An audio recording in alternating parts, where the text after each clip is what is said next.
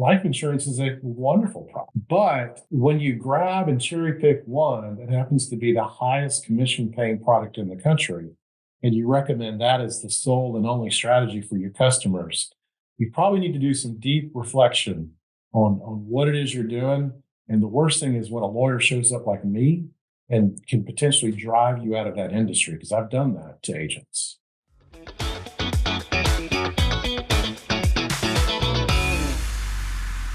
Should I be concerned about this thing called universal life or an indexed universal life policy, also known as IULs?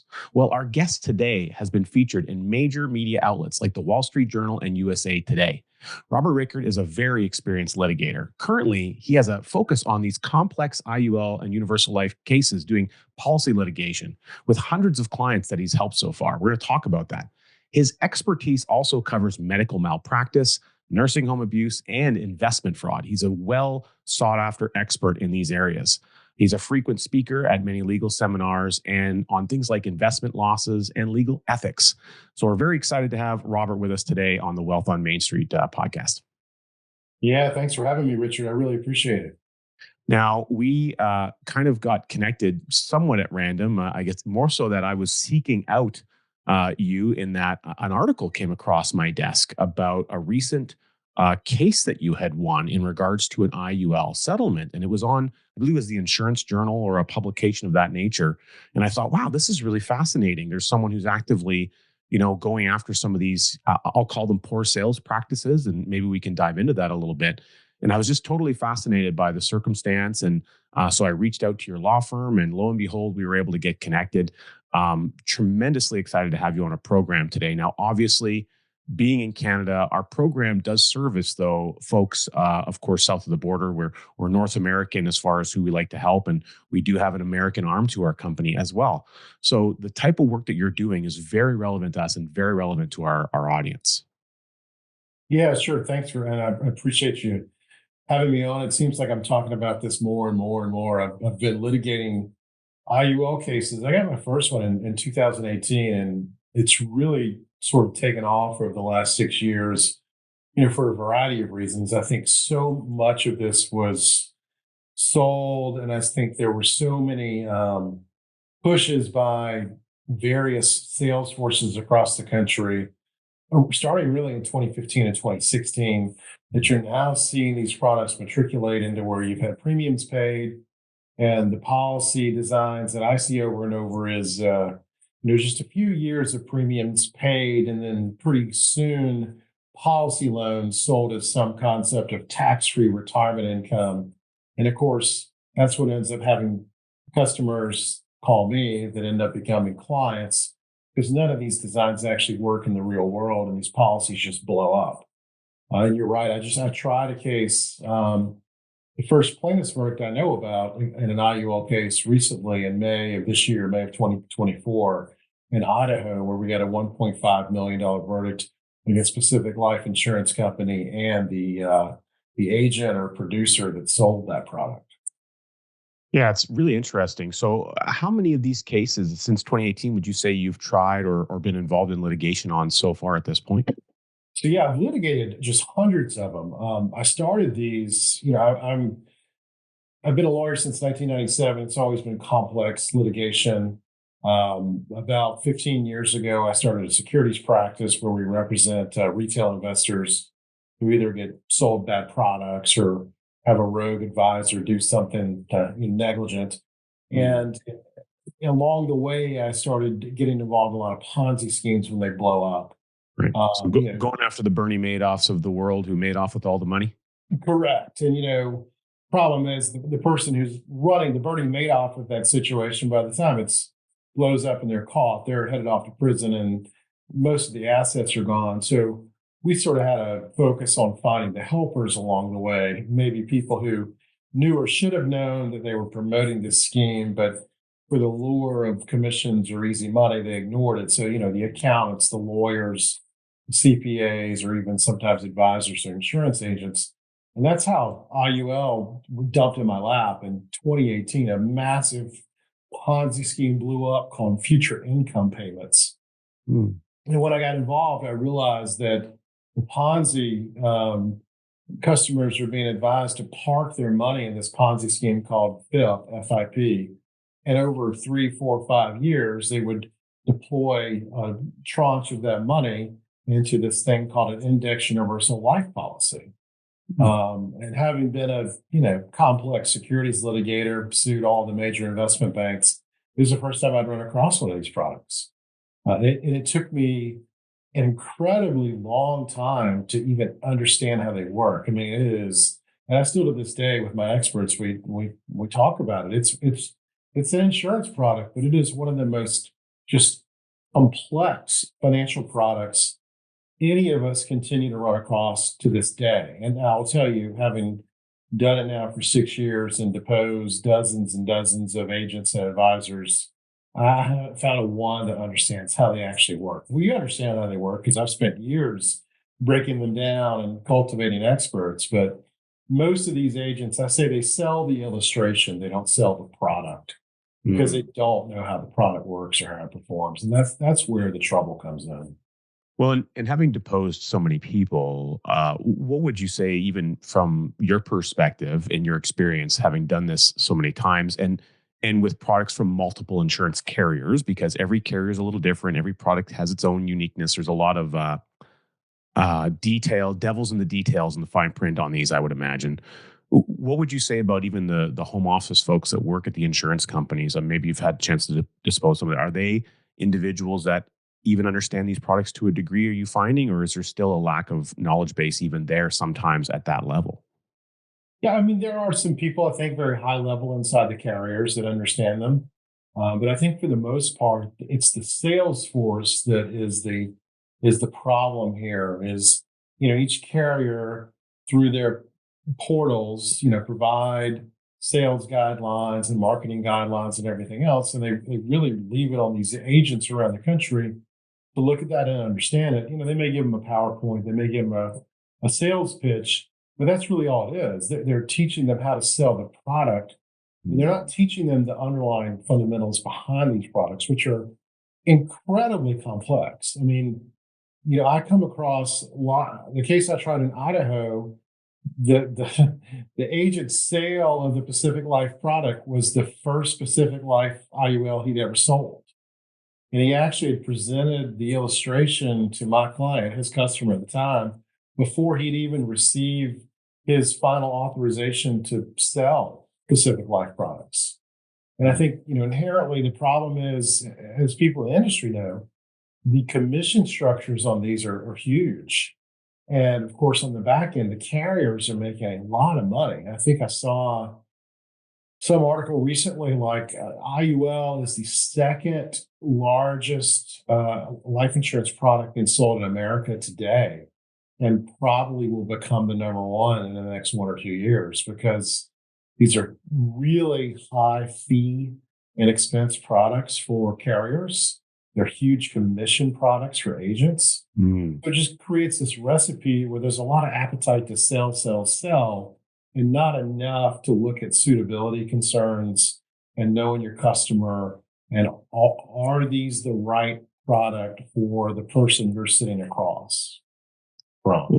It's so interesting you say that. And a couple things that come up for me now, never having, sold a universal life or variation of a universal life product. I've been in the industry a number of years. I'm not 16 years in the industry, in Canada, of course. So we do have some differences there a little bit. But fundamentally, from all of my conversations with colleagues and breaking down the product from my vantage point, the things that I've learned consistently and heard from many other experts in the industry is really how these products primarily push the results and the onus onto the policy owner, and they almost strip away all of the requirements for the insurance company to be on the hook, if that makes sense. Whereas in comparison to like a whole life product, a dividend paying or participating whole life product, the insurance company is taking on fundamentally all the risk components, and they're absorbing that and making guarantees. Versus the IUL saying, okay, hey, you want to go and do it yourself? Cool. We're going to unbundle all the pieces. We're going to open it up in a buffet menu. We're going to put it in a product, and we're going to let you choose all your options. But the moment you choose it, the onus is on you for the rest of the time.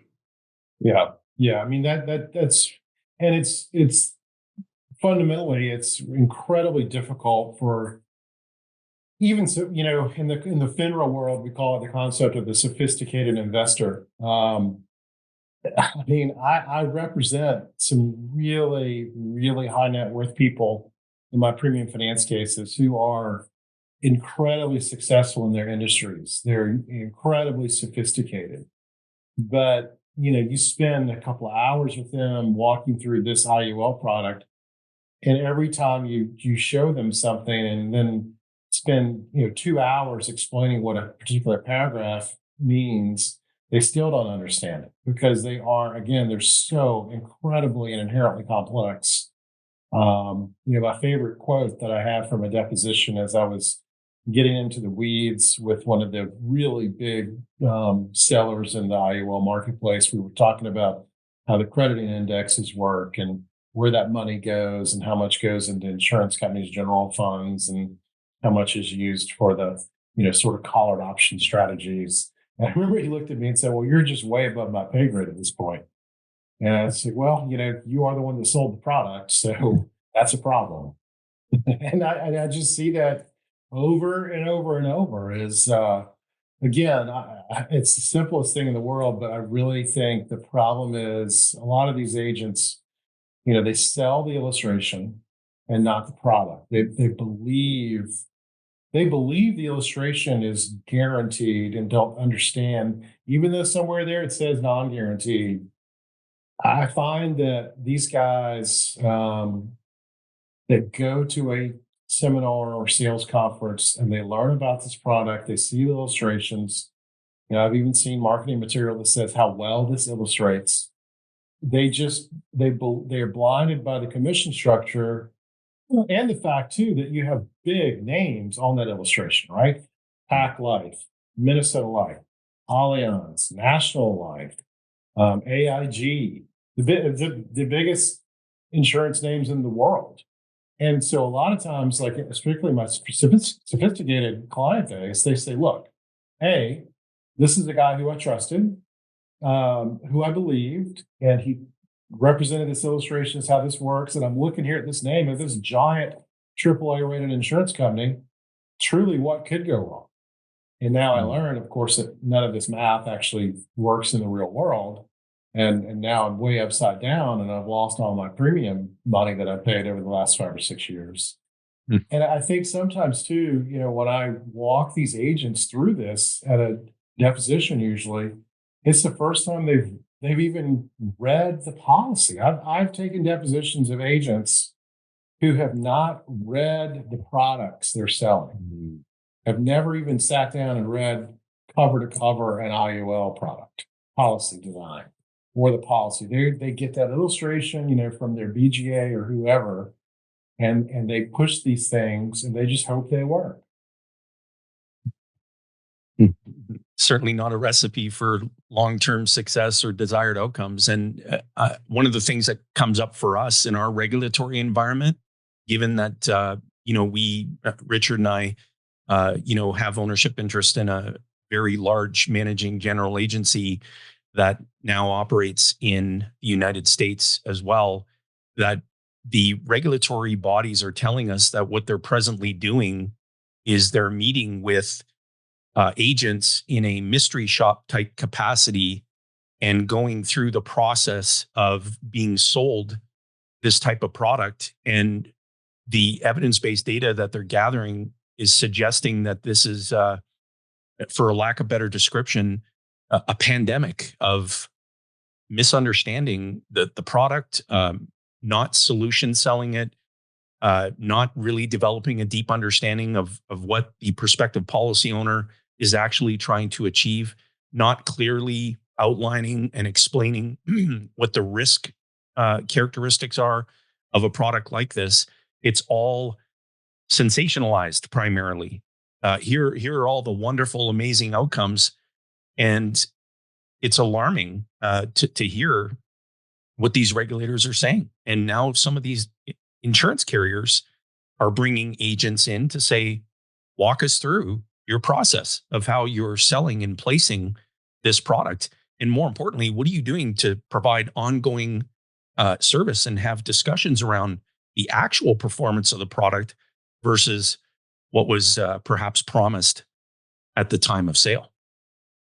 Yeah, I mean, I see, the gamut of this sort of misrepresentation in the space is, the worst is there are some very large carriers. Usually when I come knocking, it's not just one problem. There's a huge problem. I mean, I've sued, agents that run their own agencies, 10, 15, 20, 30 times.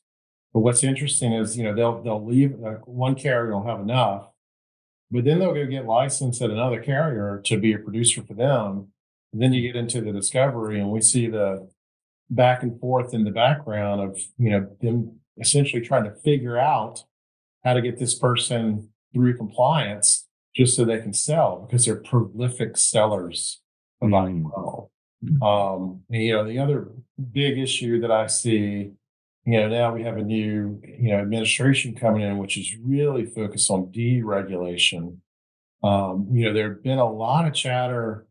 I'm on the litigation side, of course, but I keep in touch with those around the country who are promoting more regulation for people who can sell these products. Particularly, there was a push to be securities licensed to sell any index product, which I think would have really alleviated a lot of the bad outcomes in the IUL space. But I don't see that happening anytime soon. I think it's going to be back to the Wild West. And the biggest thing I see is, middle class retirees and soon to be retirees targeted by these shops. And what they do is they do a financial profile of them, and they figure out either how much they have in a qualified retirement account, whether it's an IRA or 401k. And they try, don't try, they convince them that over a period of years to deploy all of that into an IUL, and they sell it as a tax-free retirement plan, which of course we all know that's, you're mixing tax problems with mathematics, which will not work. And it's just a recipe for disaster. And I get calls, every week of people saying, I lost my life savings of $50,000, $60,000, $70,000. The problem is that, we can't take those cases, and the fees and expenses of bringing that case in a faraway state, it usually leaves those customers without any recourse. And this is just happening over and over. There's particular agents and carriers that really target that sort of band of middle income people, just for the commissions. And it is a ticking time bomb, I think, in the financial space. You mentioned, Robert, the risks, and you indicated like some mathematics around it. My assumption is you're focusing to some degree around the cost of insurance structure, the annual renewing term type of impact. So for folks of ours, maybe listening in that aren't familiar with that, I'd be very interested from your perspective, being someone who's outside of the industry, but very adept. And I'm sure this is a big component of how your cases end up being tried and around this area. But how does the cost of insurance structure with a lot of these policies really create I like to think of it as an implosion type of a situation where it almost implodes upon itself? What would you say about that from your vantage point?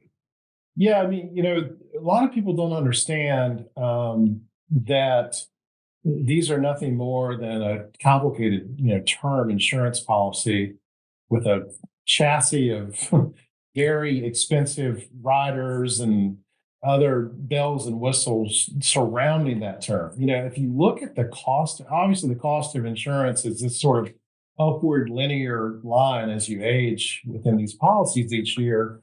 But what really hits you inside of an index universal life product is what every carrier refers to fees and expenses. So you look at I was looking at one recently where the cost of insurance was like $16,000 for that year, but the fees and expenses were $94,000.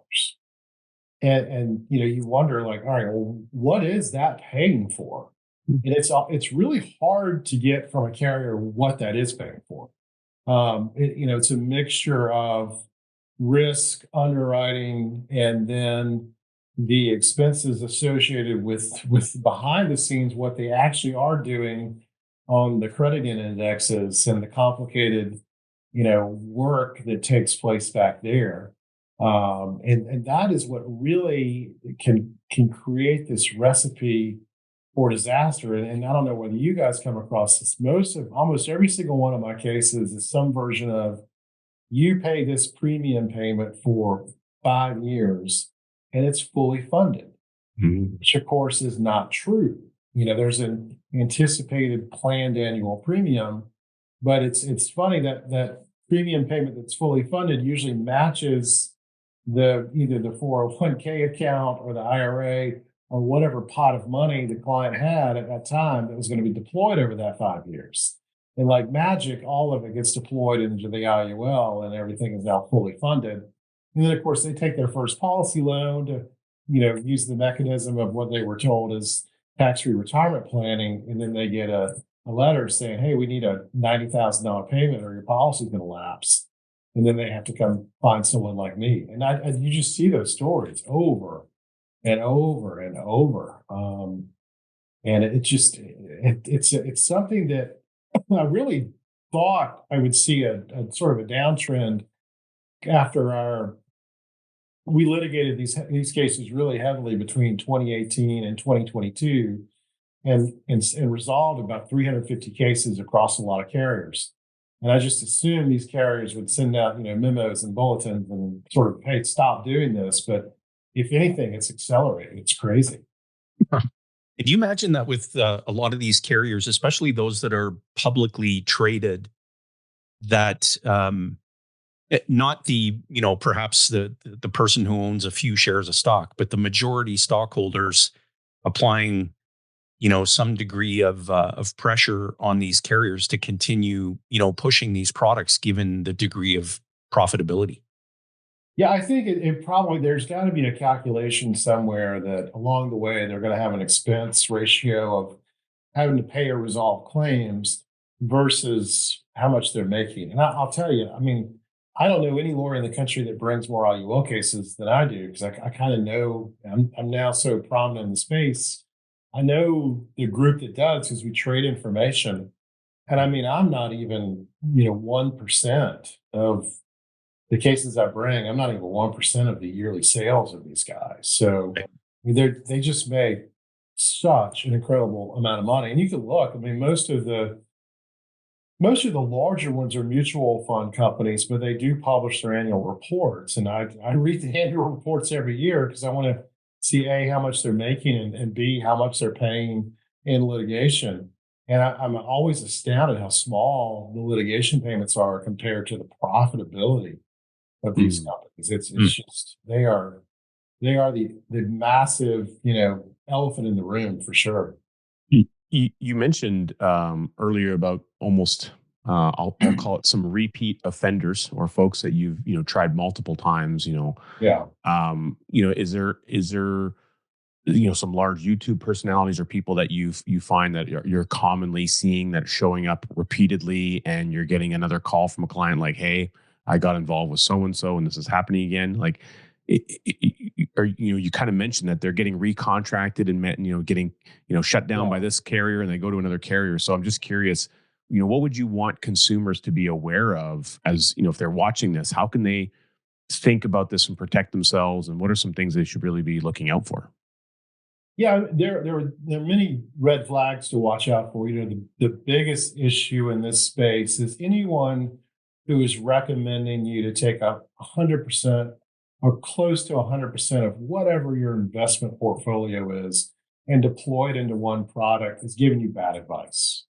That's what I see over and over is, you've got this IRA, you've got this 401k, maybe you've got a whole life product. We're going to take all that and we are going to move it into over time this one IUL product, which is going to be the BN solution, end all solution for you.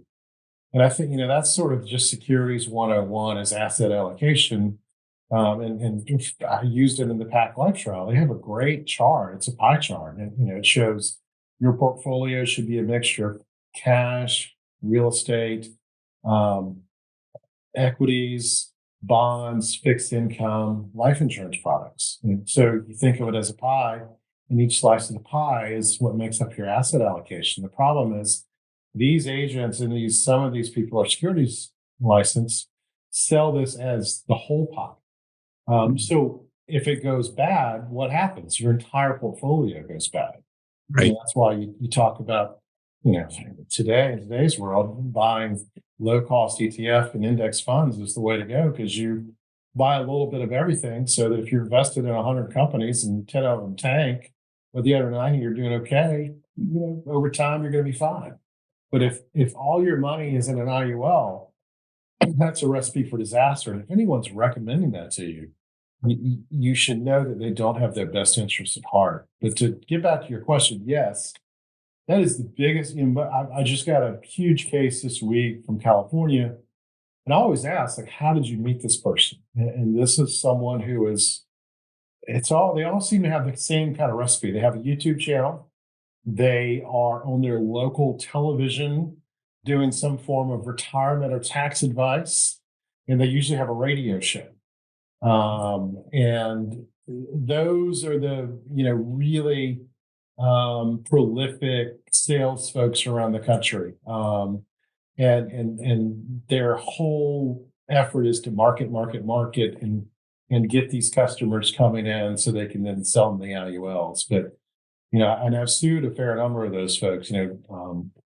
Call them out by name. Doug Andrews is one of the biggest IUL promoters in the country. He has a great YouTube channel. But when they were Live Abundant, I think I sued every single insurance agent that worked for Live Abundant over their IUL strategies. They've rebranded to, I think, what's called Laser Financial. But I saw the other day Doug's still doing his IUL infomercials on YouTube, and there's a lot of other ones out there. There's WFG, which is a big promoter that has almost like a multi-level marketing program set up for agents. The idea is to sell you an IUL, but also recruit you to be a salesperson for IULs. Yeah. Curtis Ray's another big one who just got hit with the big cease and desist order in the state of Washington. There's some really prolific IUL sales folks out there. And it sounds great, right? Tax-free retirement income for life. All you got to do is bank away a little bit of premium each month or each quarter or each year. What could go wrong? The problem is, do you see PHP on that list as well? I heard that name a lot. PHP. I've not come across that I can remember a PHP case, but that name has been brought up to me several times in recent months to be able to look out for. A lot of my work has transitioned over to the premium finance space, because with the current status of, the way the bond market is and interest rates are, the loans surrounding the premium finance, the interest rates have become so high that people are getting lots of collateral calls, lots of huge interest payments. And so I'm in the mix of probably 15 to 20 really significant premium finance cases right now that we're trying to stop the bleeding, and then you have to litigate into a solution, right? Right. And if you could think of even, I don't know, 3 really powerful, impactful questions that a prospective policy owner should be asking the advisor, or even just what your top questions would be. Sure. What are they? So I think anyone should ask, the first question is, what are you licensed to sell me? Mm-hmm. If you're telling me that my 401k account or my IRA, which is nothing more than a basket of equities and bonds, is no good, what is your alternative recommendation? And if that person says, I'm licensed to sell you insurance, the only thing they can sell you is insurance. And if they only license insurance, there are certain annuities they can't even sell you. And so I think, that's step one. What licenses do you hold? And if someone is making a recommendation to you to build a strategy for retirement income and they don't hold a securities license, you have to raise a red flag and say, I may need to think about this a little more. The next big question is, how do you get paid on this product versus the other products? So, how if they're securities licensed and they're managing a 401k or IRA or other investment account, how do you get paid on that? And then how do you get paid on the IUL? Most people, I hear, the sales pitch is you don't pay me anything, the insurance carrier pays me. Well, that's kind of true, but the commission's coming from the premium. So you are paying that person. And when they're getting, between 90 and I've seen as high as 120% of the first year target premium commission, that's something that should be disclosed to the customer. And the third thing I think they should do is when that illustration is shown and they're promising that this tax-free retirement income strategy is going to work or this premium finance strategy is going to work, just say, I'll tell you what, do me a favor. Right there at the end of that year, whatever year it is where the last tax-free policy loan is illustrated, just write, I guarantee this will work, and sign your name. Mm-hmm. And if they're not willing to do that, then you got some questions to ask. And you probably should get up and leave and say, thank you very much and have a nice day. And I'd say we've built a website called the Investor Loss LOSS Center that has a lot of those actually. The red flags to look for, the questions to ask. And obviously we do that to highlight our litigation work and for people to find us if they need a lawyer. But we've also done it as just sort of an education thing. Probably the best phone call I've received recently is a buddy of mine. His family owned a business and they'd sold the business and we were talking about something else. He called me just to, chit chat. And he said, remind me again what it is you're doing. I said, well, I'm really doing these IUL cases all over the country. He's like, wait a minute, what is that? I said, Index Universal Life. And he was like, holy smokes, that sounds familiar. I think some guy he said, I'm about to take $10 million from this sale and deploy. Can I send you this? And he sent it to me, and it was a premium finance IUL deal. And I was like, man, run from that. And so I didn't make a giant legal fee off of it, but I kept him from probably losing millions of dollars over the next 4 or 5 years. Mm-hmm. And I think, we call it affinity fraud, is these guys are very good at cozying up to their customers, whether it's through a church group or social group or golf group or steak dinner is always a big one. I'll tell you, I got an email today from a former client that said, I just want to thank you so much. A friend of mine had been invited to a steak dinner to hear an IUL pitch, and I talked her out of going because of what happened to me. And it's happening all over the country. And I just think it is a massive ticking financial time bomb. And, as loud as I think I am about it, and some others who are in the financial industry raising the red flags, in the noise of just our 24/7, environment, it just does not penetrate. And I hate seeing the financial havoc that it can really cause to people who can't afford to lose this type of money at the age they are in life. 100%. Yeah, it's go ahead, Rich. I'm very curious, because you've mentioned a couple names. You mentioned the Laser Group or Laser Fund and whatever with Doug and his crew. You talked about a couple different companies, I guess, on the repeat offender list. I imagine to some degree there might even be some of these advisors you've spoken with through some of these legal proceedings that again, maybe they didn't. It's not necessarily that they had the bad intentions, but they just didn't have good information and they just weren't making good decisions on their own. And some of that comes from a top-down perspective, where they're getting their information, where they're getting their training from. So what would you speak to about that, as far as maybe someone watching this is an advisor, maybe they just got started in the industry, or maybe they are very interested in being able to help people with IULs because they think they're a great product. So what would you indicate to that person as to where they should start their learning journey to make sure that they're putting themselves in a good position to be able to actively help the clients they want to serve? Yeah, I think that's a great question. The problem that I see across the space is, and when I say BGA, you guys are familiar with what I'm talking about, right? The broker general agent or the IMO, the independent marketing organization. what I see in almost all these cases is some level of, I call it continuing education, where they bring them out to their home office or they bring them to a conference and they teach them just how to sell the product. Right. They don't really teach them about the product and the underlying intricacies of the product or how it works. And so I think if you're thinking about selling IUL, one thing you need to make sure you understand is actually how the product works. You need to understand, of that every dollar that goes to the carrier premium, how much is cost of insurance, how much is fees, how much is expenses, how much ultimately gets to go into the crediting index. And you need to have a deep understanding of how the crediting index works. You'd be surprised. So many of these guys, they think the person's money's actually in whatever the index is, like if it's S&P 500. And then when you explain it to them, it's like, no, that's just a crediting index for benchmarking purposes.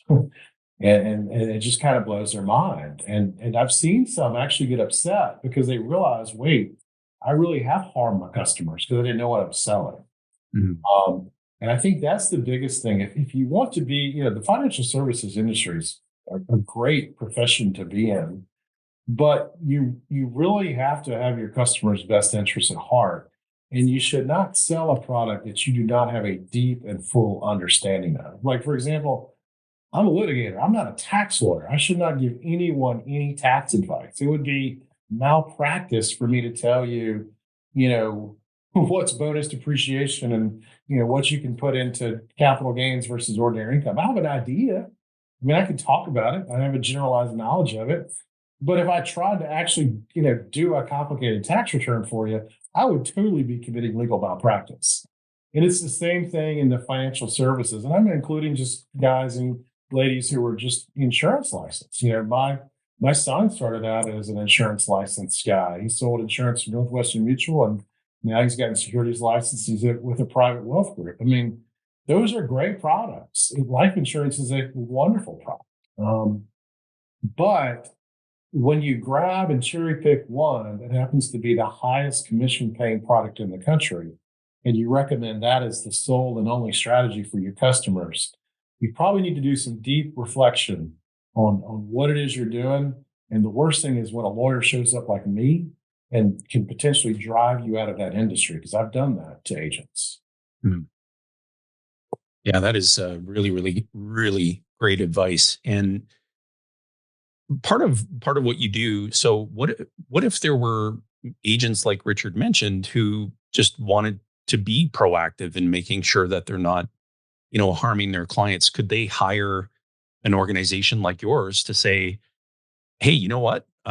We want to assemble the best structure in how we educate, how we get a prospective policyholder to clarity, the guardrails that we should absolutely avoid crossing over, like you mentioned, around encouraging someone to liquidate registered or non-registered investment accounts and put all their money into this type of product. So is there a method that your organization makes available to folks like that who just want to be proactive in making sure they're doing things the right way? Yeah, that's a great question. That I litigate the cases. So my toolbox is when you've lost money in IUL. But I talk to a lot of people just about, I do a lot of seminars and speak at conferences and warn of the dangers, but I do know there's some folks in the industry that are happy to provide their time and expertise, and who write about this a lot. One of my experts is a guy named Bill Boersma, who runs OC Consulting. He writes a lot about IUL products and their dangers.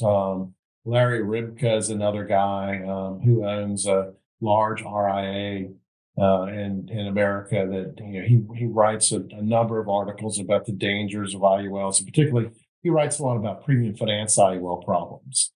But the problem is it's the ebb and flow of information, right? You have people like me and Larry and Bill who are writing these wonky articles about the dangers of this, and you got some clown on TikTok who's like, "I just made $500,000 in commissions this year. Let me show you how to do it." And that sounds pretty good, right? I mean, who wouldn't want to do that? Um, and so it's just a balance. It's crazy. I see. I mean, I saw a case the other day where, believe it or not, it's the case that got Curtis Ray in trouble in Washington, where their strategy was buy an IUL from us, then take policy loans and buy a second IUL from us. Oh, And we're going to leverage your first one laddering. into all of this just incredible arbitrage for you. And at the end, you're going to have this turbocharged retirement investment. And I mean, I've seen cases where agents have recommended people go get home equity loans to fund IUL premium payments, which is totally not allowed. Totally not allowed by any carrier. But they were doing it over and over and over and just, fudging on what the source of funds was. I can see that becoming very problematic when the interest rates started to rise. I would imagine Oh my God, yeah. caused some sleepless nights. They're losing their house and their investment product. And their insurance if the insurance collapses. So they got no protection for their family, no home to live in, and nothing left for retirement. And that's exactly right. And that's the funny thing is at the end of the day, you sometimes forget that an IUL is nothing but a life insurance product. Right. Because that is almost the last thing they're sold for. They're really promoting and marketing this idea of tax-free retirement income, or on the premium finance side, they love the word arbitrage, showing the arbitrage between the loan interest payments and, of course, what is illustrated to be the internal crediting that builds up your ability to take those loans eventually. And then the craziest things I see, I think they must all go to the same seminar where they teach them that, the first thing we're going to do is a irrevocable life insurance trust.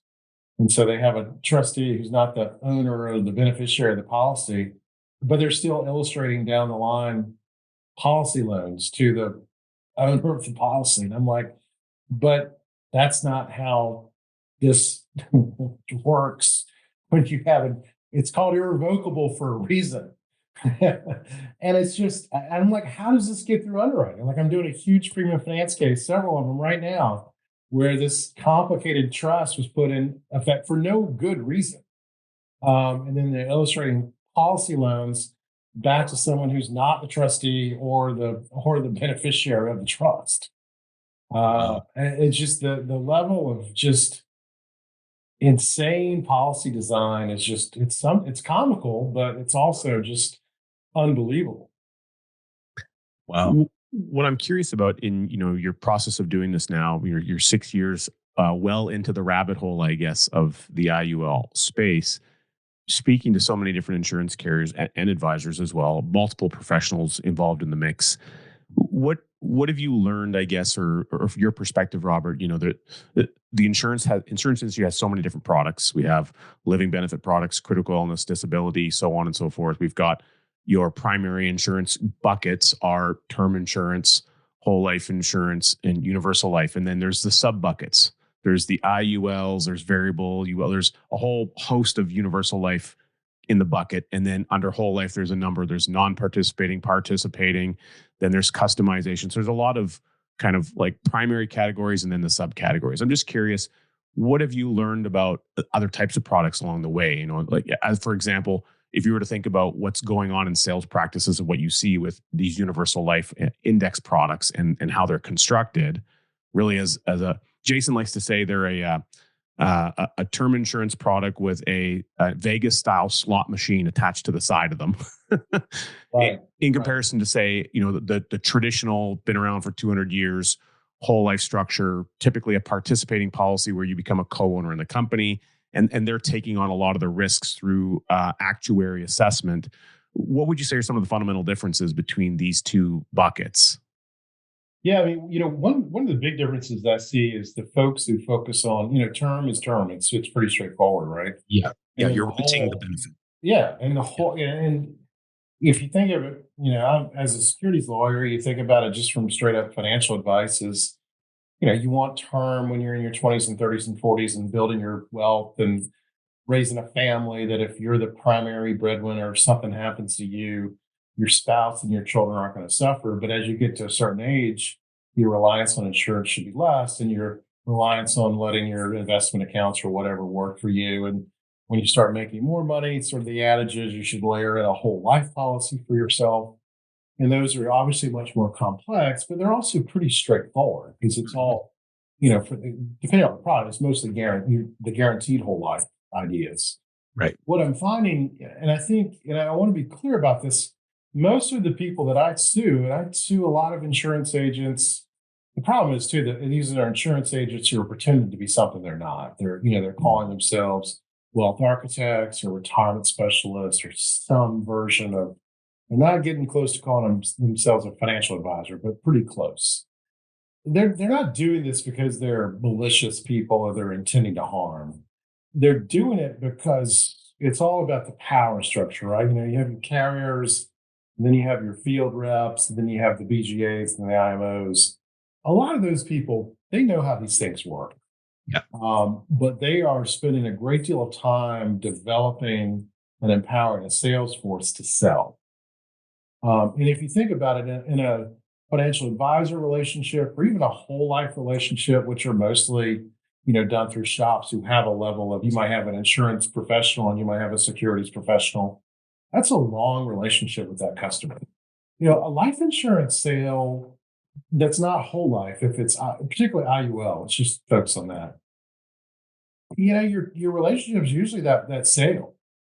Now you want them to make the premium payments, of course, but once they've made that first year target premium and you've gotten your commission, you're not doing a whole lot. Now, what I do see is most of the larger agencies, they have some version of a yearly review where they'll get their annual statement and they'll go over it with them. But what I find in my litigation cases is they get the annual statement and go over it with them because they know if they're looking at it, they're going to see some red flags in there.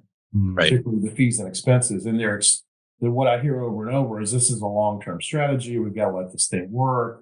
Don't worry, keep doing what we're doing. The design will work. Let's sit back at our illustration, et cetera, et cetera.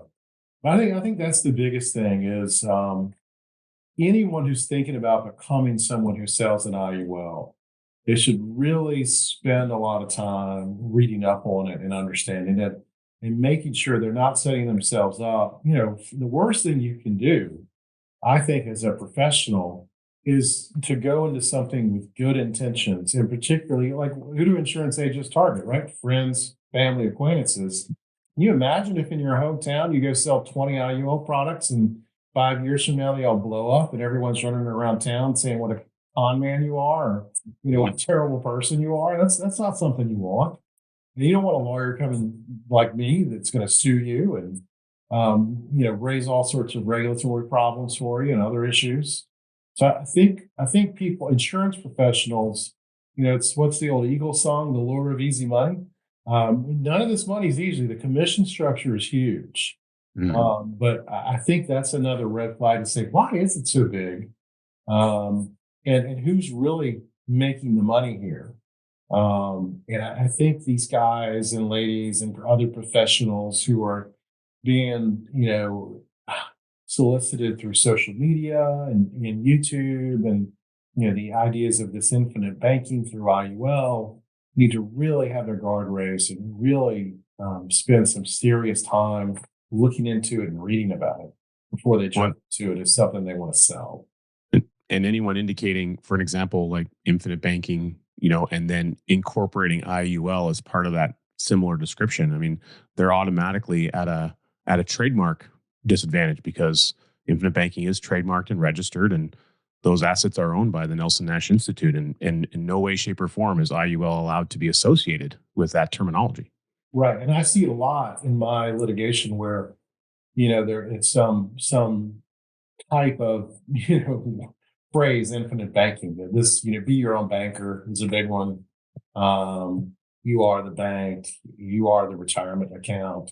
I see all of that, and it gets you in trouble because then someone along like me comes along and has those documents and papers and books that they've written about it to solicit this business, and it violates every corporate policy and procedure or whatever carrier they were writing for at the time.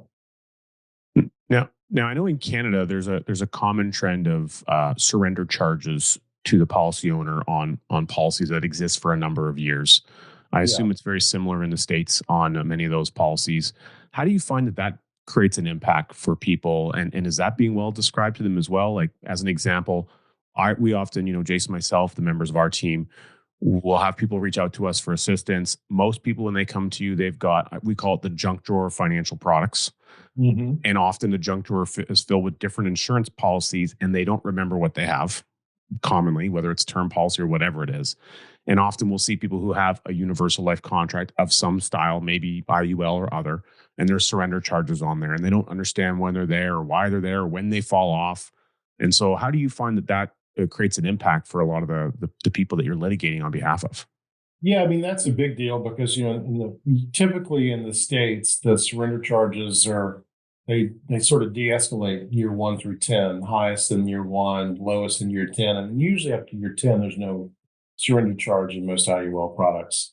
But that factors in usually around year 2 or 3, where that's about the time someone may realize they're upside down. They're getting that annual policy statement and they're thinking, wait a minute, I've put $500,000 in premiums in, and my cash surrender value is $350,000. Well, what's going on here? And then they start realizing, oh, wait, there's a surrender charge. There's all these fees and expenses. And what it really does is it combines, with the fees and expenses to create this sort of cannibalistic approach to the policy where the policy is just eating all your cash. Right. And so once they realize there's a problem, so much of their sort of principal basis has disappeared.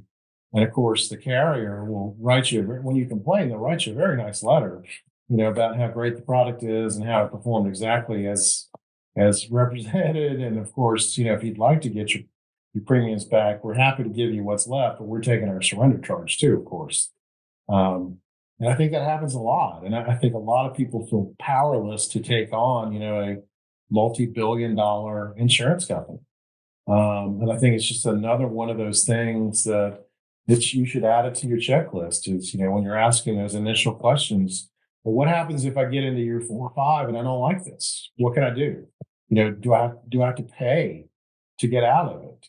And of course, you don't have to pay to get out of it. You've already paid. They're just going to keep part of your money before they write you that check. But it's all the same. But I think that is another problem. They're surprised about that. It's another one of those surprises. The fact that the illustration was not guaranteed, that's a surprise. When they learn about how much their agent got as a commission, that's a surprise. Just over and over and over. That's the problem. There's too many bad. Some surprises are good. My wife surprises me with a delicious ribeye on the grill tonight. That's a good one. If the dog eats it, that's a bad one. Same thing with the IULs. There's just too many bad surprises in these things that pop up in year 2 and 3 and 4 and 5. That is so interesting because it's not a product that I've never illustrated one, I've never placed one, I've never purchased one, and nor would I. We don't collide with problems of that nature with participating whole life insurance contracts. We just don't see it, and so, but yet, what comes up for us, given that our area of specialization is cases where people are conflated. They're saying, well, hey, you can buy an infinite banking policy. Well, if I'm you and I'm sitting down with somebody who's using language like that, I'm saying, point me in the direction of where I can go buy that. Right. Because they don't exist. Right. You're purchasing an insurance product, hopefully from a reputable life insurance company. And when you're dealing with a participating whole life insurance contract, it is never has been, never will be an investment. And so if your desire is to invest, then just understand that there are risk characteristics associated with the function of investing. And I just find time after time where I run into people who have these types of contracts, those discussions, even if they did occur, the policy owner has either developed a sudden case of amnesia or there's been no contact since the sale. Right. So the policy owner, I don't retain information that someone shares with me 100%.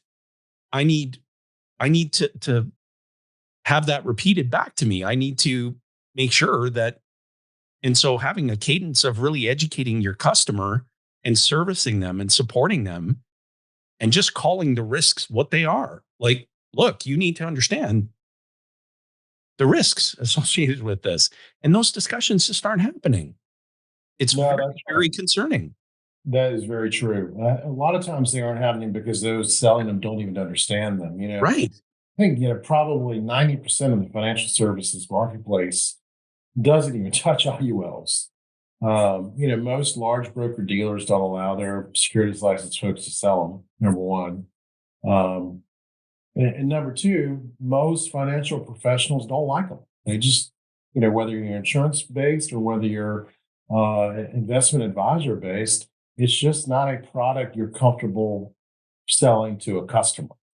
But there is that 10% out there, and I'm making up these numbers, but I'm saying there is that group out there that does it, but they do it prolifically. I mean, they're not selling one or two. I recently sued an insurance agent that ran a pretty big agency in the Southeast. I knew of 250 IUL products he'd sold.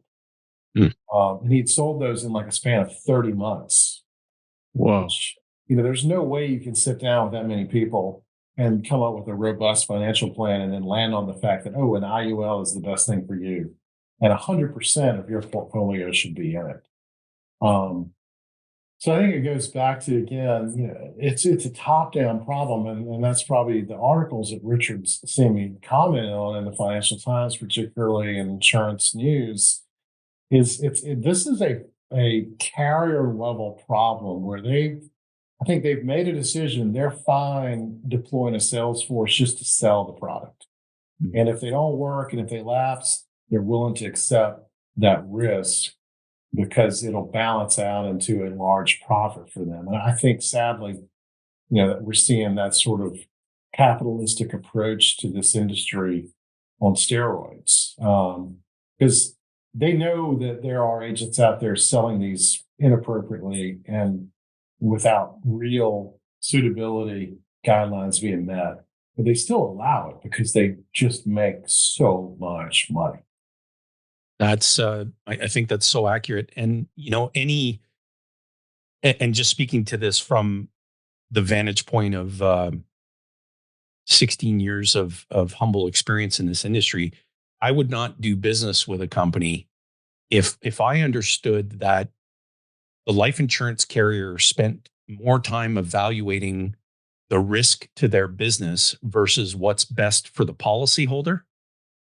You're not going to have or receive any of my business because that tells me everything I need to know about where the focus is. And yes, a life insurance company's motive is to be profitable. That's completely understandable.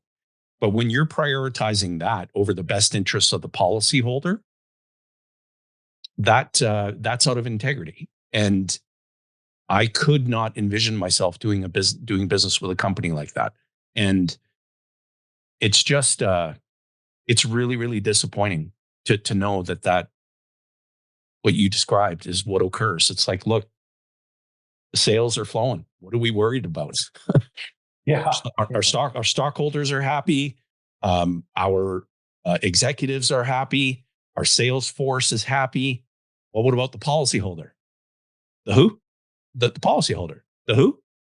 The policyholder. Exactly. Let's move on to the next item on the agenda, everybody. That's right. Like, yeah, they're just. I tell people all the time, these agents, particularly, they don't view these people as customers. They just they view them as a commission generating widget. Right. That if I can just get the right amount of premium placed, That's the other problem is you have insurance agents who, if you're an independent insurance agent in a small city anywhere in America, it's hard. It's a hard business to make a living at. It's a Yeah. lot of competition. You're trying to probably sell some annuity products. You're trying to sell some term. You're trying to sell some whole life. You're trying to hit maybe six figures in income. And if I come along to you and say, "Hey, I got an opportunity for you, but if you get in my little IUL network, you're going to make $400, $500, $600,000 a year," they're like, yes, I'm in. How do I do it?" And so, again, it's that commission structure, I think, blinds a lot of people to the red flags that ordinarily they would see and think about. But that lure of really high compensation can assuage those fears and questions very quickly. And it's just like anything else. The more you sell it, the more that dopamine hit of, that first big commission, you want it over and over and over. And there's some guys around the country that have leveraged that into, 7 and 8 figure revenue streams. And until the carriers decide, they want to change that structure, I think we're going to see, and you guys would probably get called a lot on, "Hey, I bought this from somebody and it's blowing up and I need to figure out how to salvage it." We sure do. Yep. I mean, that's a big thing. And a lot of my clients come to me from financial professionals who, get some new client and they're looking at their portfolios and they're like, "What is this toxic piece of trash you're in?" And they're like, "Oh my God, I hope you can tell me, because I don't know it. It's not working. And I've thrown $1 million at it. And they tell me it's worth $200,000 and I don't know what to do." It's just, it's a story that I think, unfortunately, we are going to see more and more and more of. Particularly, I'm sure you guys have seen, I refer to it as the TikTok salesman. I mean, they're all over TikTok. They're all over LinkedIn, just promising high commissions and this they be your own banker, infinite banking. I put in $400 a month, and now my net worth is 2.5 million. I mean, none of that's true. But they're co-opting people, and it's a multi-level marketing scheme, and it just so happens they're selling IULs, which to me is insane. And the carriers have to know about it, and they haven't put a stop to it because they must be selling policies and making a lot of money. This was such a great conversation. There's a number of people even that I serve as clients who at one time were licensed themselves in one of the companies you'd mentioned with a 3-letter acronym earlier on in our conversation. And it was before IULs were really a commonplace item. And so they're more of a typical universal life contract. And they themselves sold the policy that they have on their own life, but they couldn't explain it to me. And, we have to go through and figure out, okay, well, what do you have? How is it working? Is it meeting the objective? Your life needs have changed. Is it still meeting the objective? Did it even meet it then? What are we going to do about it? Oh, we got these surrender charges. So you have the coverage, which is good, but long term, it's going to create this problem. By the time we get to 65, your cost of insurance is spiking on that exponential curve. Like if you're not funding it properly, which you haven't for the last 8 years, you're not going to hit the targets. Even if you did do well in the quote unquote investments, it's almost impossible for you to create what you originally thought you were going to get. We have to really pragmatically think about this. What are we going to do to make sure your family's protected, your needs are covered, you can actually create something that you wanted to create? We have to create a pivot. And that's unfortunately a very common conversation that I think, we're having these days. Agreed. Yeah. I mean, it's just like I said, these are one of the most complicated products I've ever come across. And I'm including securities product. This is not a securities product, it's an insurance product. But it is incredibly complex, filled with language that is unique to this one type of product. And it takes a significant amount of time and study and work to understand it. And I tell you, I learn new things about these products every day. Every time I talk to somebody new or talk to a different professional or look at them a different way. And I think that fundamentally is the issue. It is something that is being sold by Salesforce, who probably 99% of them have no understanding of what it is and how it operates. other than the fact that it is built to get them a large commission if they can make that sale. And that I truly think that is one of the real problems with this industry. And the other is, they're empowering these sales agents to sell something they don't understand, and they know that, but they don't care. And the agents, think again. It goes back to the idea. Well, if I'm selling something for, a MetLife or Securian or an Allianz or an AIG or a Pacific Life or a National Life, they're not going to steer me wrong. So this thing must work until it doesn't. And then a lot of times they don't understand even then. And then you educate them, and there is sort of a light bulb that goes off, but it's too late at that point. People's financial lives have been ruined, and it continues happening every day. Very good point. This was such a great conversation. Thank you, Robert. Yeah, thanks for having me on, guys. I've really enjoyed the conversation and getting to chat about this a little bit. Well, hopefully we'll be able to provide a lot of awareness from what you've shared with us for our listeners. And again, we appreciate you committing the time. And, Robert, we like to close our show asking a final question. And so you've been helping people on a number of things in malpractice suits, the Ponzi schemes of the world, helping people recover a lot of their capital through these types of losses. So you may not know it, but you're showing up as the litigation superhero for those individuals that you serve. Our question for you is, who would you most like to be a hero to? Yeah, it's a great question. I talk about people unfortunately come to see me, a lawyer like me, and me and my team, when usually the worst thing in the world has happened to them, whether it's we have another side of our practice, which is significant personal injury and wrongful death. Either someone's been critically harmed or forever injured or dead, or in the IUL space, their financial lives have been destroyed. And they lean on us to put all of that back together. And it's incredibly rewarding. We take on those burdens that they can't do themselves. I say that, the great thing that I do, and I said this in Idaho, and I truly mean it, where else can a 75-year-old retiree in America take on Pacific Life Insurance Company or any of the large carriers and have a level playing field? It's not going to be at a local state house. It's not going to be in Congress in DC. It's certainly not going to be with a regulatory agency. The only place left is a courtroom in front of a jury. And so that is what we provide, because that is truly the last level. You can't bring your team of lobbyists in there. You can't bring a lot of lawyers, but you can't influence politicians or anything. You have an unbiased judge and a jury of your peers, and it's the last place you can get justice, and that's what we do, and we're proud to do it, happy to do it. And maybe we'll change the industry one case at a time. It's going to take me a while, but we're giving it a shot. We certainly respect the work that you're doing, and this has been so informative for our community, and we'd love to have you back. As the industry continues to, I guess, wade through this type of stuff, and there'll be a number of new things that you discover as time goes on as well. And so we'd love to have you back on the show. But this was incredibly informative. Thank you. Yeah, for sure. Thank you so much, guys. I really appreciate it.